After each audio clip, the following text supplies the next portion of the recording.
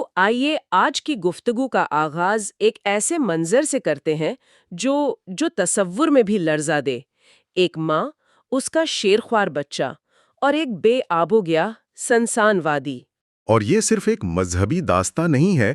آج ہم اصل میں یہ سمجھنے کی کوشش کریں گے کہ کیسے ایک فرد کی ہمت ایک پوری تہذیب کی بنیاد بن سکتی ہے۔ اور یہ سوال بہت اہم ہے کیونکہ یہ کہانی انسانی آزمائش کی انتہا کو چھوتی ہے۔ ایک طرف آپ سوچیں، آسمان سے برستی آگ جیسی گرمی، بھوک، پیاس، جنگلی جانوروں کا خوف، اور دوسری طرف اللہ پر ایک ایسا یقین جو غیر متزلزل ہے۔ بالکل۔ تو آج ہم اس کہانی کی صرف تلاوت نہیں کریں گے، بلکہ اس کی نفسیاتی، سماجی اور یہاں تک کہ ماحولیاتی پرتوں کو بھی کھولنے کی کوشش کریں گے۔ جی، تو ہمارا مشن یہ کھوج لگانا ہے کہ کس طرح ایک ویران وادی، جسے بعض جگہ دوزخ کا دہانہ تک کہا گیا، ایک عظیم تہذیب کا مرکز بنی۔ اور کیسے ایک اکیلی عورت کی ہمت اور حکمت عملی نے تاریخ کا دھارا موڑ دیا۔ تو کہانی شروع ہوتی ہے اس منظر سے کہ حضرت ابراہیم علیہ السلام اللہ کے حکم سے اپنی زوجہ حضرت ہاجرہ اور اپنے ننھے بیٹے اسماعیل کو لے کر مکہ کی اس وادی میں پہنچتے ہیں، جسے بکہ بھی کہا جاتا تھا۔ بکہ کا مطلب ہے رونے کی جگہ۔ نام سے ہی اندازہ ہو جاتا ہے کہ وہ کیسی جگہ ہوگی۔ جی، اور ذرا اس لمحے کی نفسیاتی گہرائی کو سمجھیں۔ حضرت ابراہیم کے پاس سامان کے نام پر کیا ہے؟ صرف ایک مشکیزہ پانی اور کچھ کھجوریں۔ اور وہ یہ دے کر خاموشی سے واپس پلٹنے لگتے ہیں۔ یہ کسی بھی انسان کے لیے ایک ناقابل فہم لمحہ ہے۔ جی بالکل۔ حضرت ہاجرہ ظاہر ہے حیران ہے، پریشان ہے۔ وہ ان کے پیچھے بھاگتی ہیں اور پوچھتی ہیں، اے ابراہیم، آپ ہمیں اس وادی میں کہاں چھوڑ کر جا رہے ہیں جہاں نہ کوئی انسان ہے، نہ زندگی کا کوئی سامان؟ اور حضرت ابراہیم کوئی جواب نہیں دیتے۔ جب وہ تیسری بار پوچھتی ہیں، کیا آپ کو اللہ نے اس کا حکم دیا ہے؟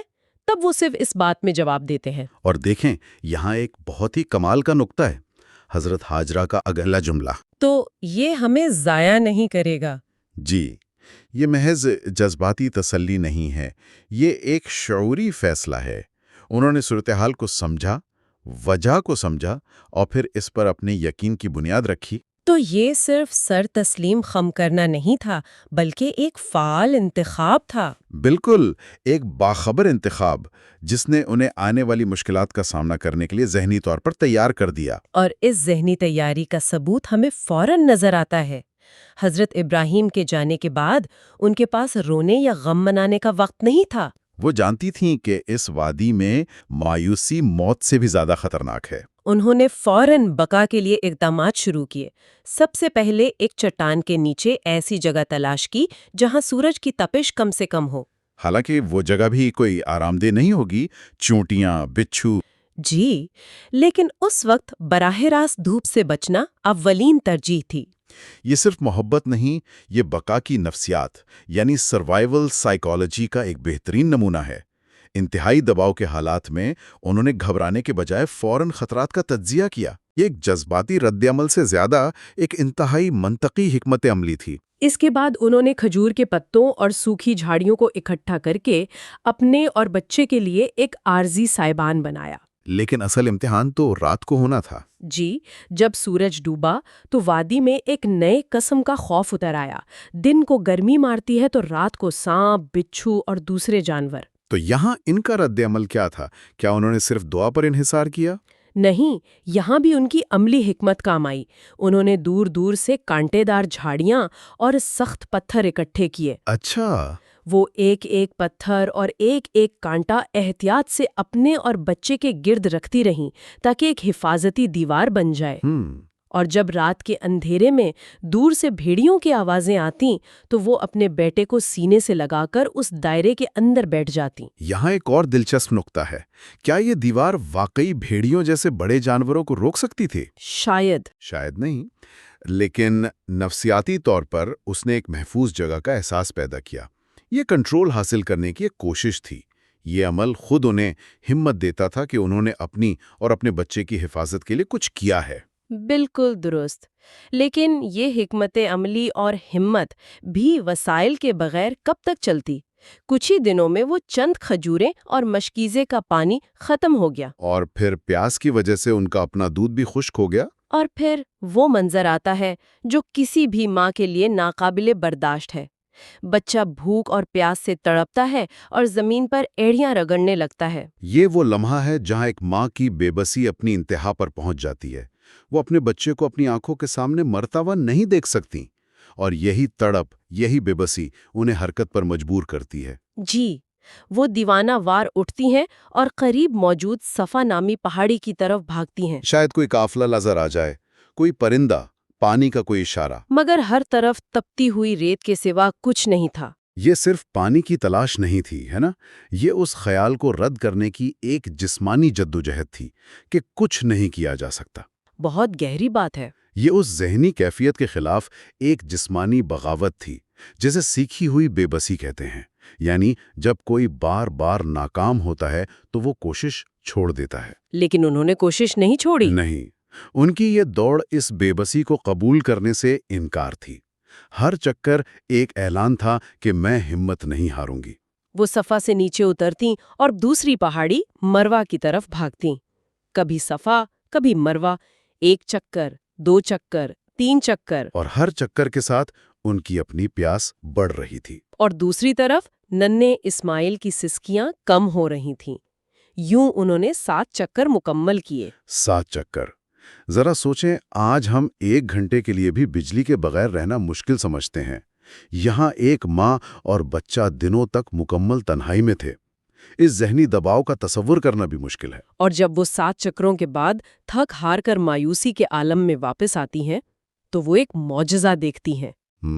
وہ دیکھتی ہیں کہ جہاں بچہ پیاس کی شدت سے ایڑیاں رگڑ رہا تھا، وہیں سے صاف پانی کا ایک چشمہ ابل پڑا ہے۔ آب زمزم! جی، یہی وہ آب زمزم ہے جو آج تک جاری و ساری ہے۔ اور یہ صرف ایک مذہبی معجزہ ہی نہیں، بلکہ ایک انتہائی غیر معمولی ارضیاتی واقعہ بھی تھا۔ مطلب مکہ کی وادی جغرافیائی طور پر ایک ایسے علاقے میں ہے جہاں بارش نہ ہونے کے برابر ہے۔ صحیح۔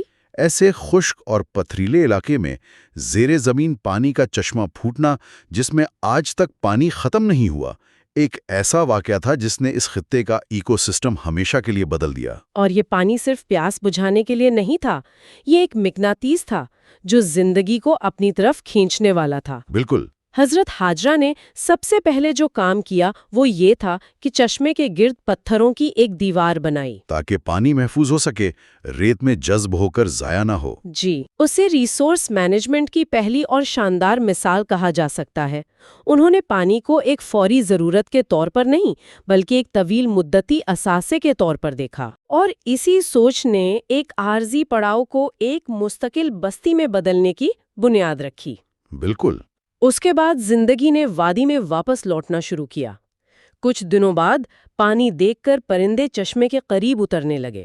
اور صحرا میں پرندوں کا مطلب ہے پانی۔ جی، پھر ایک دن دور سے دھول اڑتی دکھائی دی۔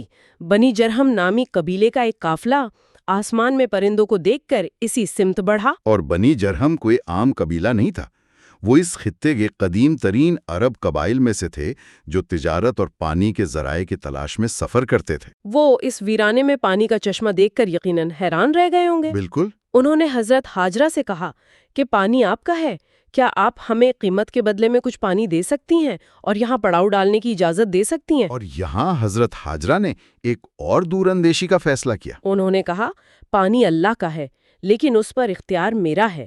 تم یہاں رہ سکتے ہو لیکن پانی پر ملکیت میری رہے گی۔ جی، یہ ایک بہت اہم سماجی معاہدہ تھا۔ ایک اکیلی عورت ایک پورے قبیلے کے ساتھ شرائط طے کر رہی ہیں۔ یہ ان کی قائدانہ صلاحیتوں کو ظاہر کرتا ہے۔ جی، انہوں نے صرف پانی نہیں دیا بلکہ ایک کمیونٹی کی بنیاد رکھی جس کے اصول انہوں نے خود طے کیے۔ اس طرح ایک بے آب و گیاہ وادی میں ایک بستی آباد ہونا شروع ہو گئی۔ بالکل، اور یہ سب ایک فرد کے ایمان اور اس کی انتھک جدوجہد کا نتیجہ تھا۔ کہانی کا یہاں تک کا حصہ بقا اور کمیونٹی کی تعمیر کے بارے میں ہے، لیکن اب کہانی ایک نئے مرحلے میں داخل ہوتی ہے، مقصد اور معراج کی تعمیر۔ درست کہا۔ حضرت اسماعیل اب بڑے ہو چکے تھے۔ قبیلہ جرہم کے لوگوں کے ساتھ رہ کر انہوں نے تیر اندازی اور عربی زبان سیکھ لی تھی۔ پھر ایک دن حضرت ابراہیم علیہ السلام آئے اور انہوں نے بتایا کہ اللہ تعالیٰ نے انہیں اور حضرت اسماعیل کو مل کر خانہ کعبہ کی تعمیر کا حکم دیا ہے۔ خانہ کعبہ کی تعمیر، یہ اس وادی کو ایک روحانی مرکز بنانے کی طرف پہلا اور سب سے اہم قدم تھا۔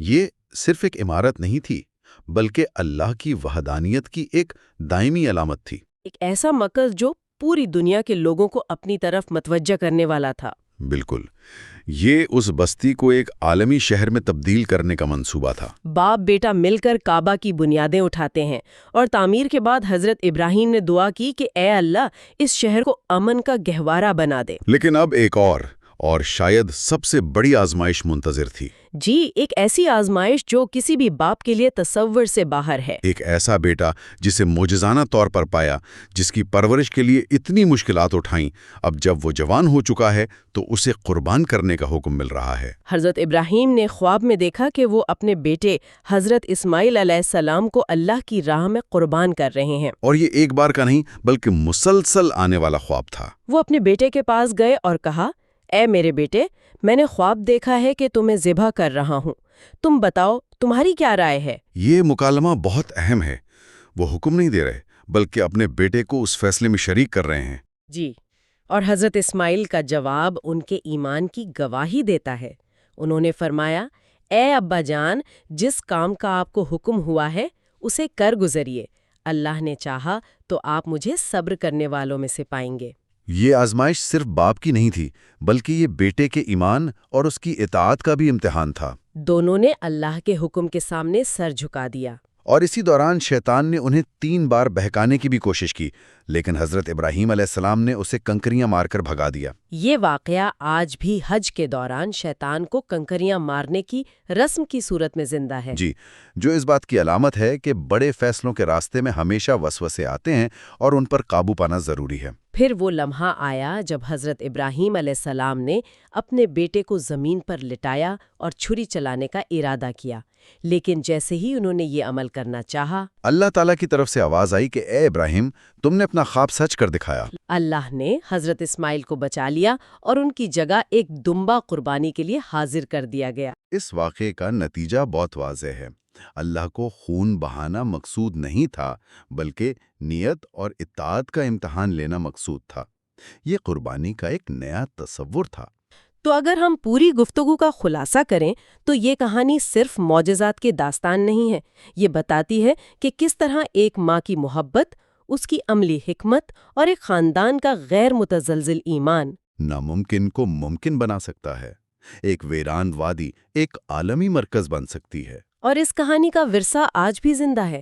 یہ صرف ایک قصہ نہیں ہے، حضرت ہاجرہ کی صفا و مروہ کے درمیان دوڑ، جسے سعی کہتے ہیں، آب زمزم کا ظہور اور حضرت ابراہیم و اسماعیل کی قربانی، یہ تمام واقعات آج بھی حج اور عمرہ کے لازمی ارکان کے طور پر زندہ ہیں۔ یہ ہر سال لاکھوں انسانوں کو صبر، یقین اور قربانی کا وہی عملی درس دیتے ہیں۔ بالکل۔